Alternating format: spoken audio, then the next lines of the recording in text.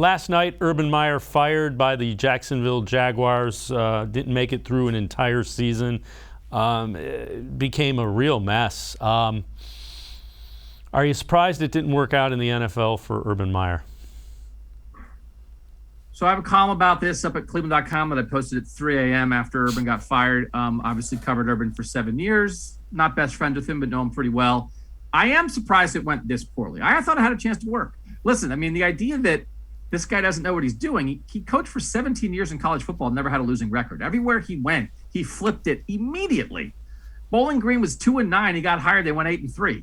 He went to Utah. They had a losing record. He was 10-2 in year one. He was 9-3 in year one at Florida and won the national title in year two. Ohio State was 6-7. He got here. They went undefeated.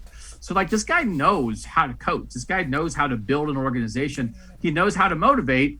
And what I wrote and what I believe is I thought he would, you can't just be the same guy in the NFL you were in college. And I thought he would change, right? I thought he would adjust and tweak. And this is my leadership style. This is my organizational structure, but I'm going to take what I did with teenagers and I'm going to change it for millionaires. And I'm not there on the ground. I haven't talked to Urban, about Jacksonville since he got there. But all the reports feels like he kind of did the same thing. And what worked in college didn't work in the NFL, but he did the same thing.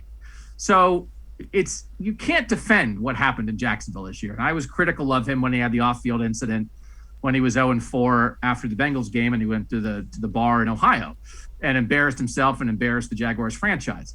And I was critical of that. But a lot of this other stuff, some of the reports that have come out is he's mean. He hurt people's feelings in a meeting. Man, he hurt people's feelings in meetings in college. It was viewed as motivation because they were winning.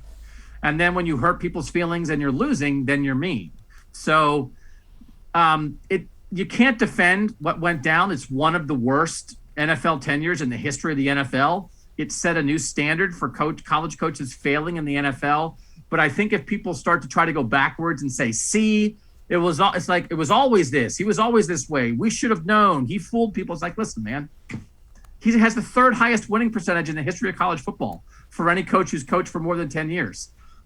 It worked. It worked for 17 years. Then he did the same thing, and it didn't work. So, that's kind of it. I thought he'd change at least some, and he didn't, and it didn't work anymore.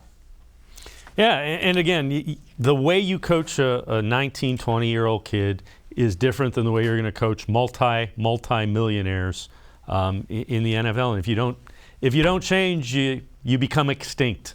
It's kind of like the dinosaurs all over again. Doug Lesmerises. That's why I have stopped writing, and all I do is podcasts and this show because I don't want to be a dinosaur.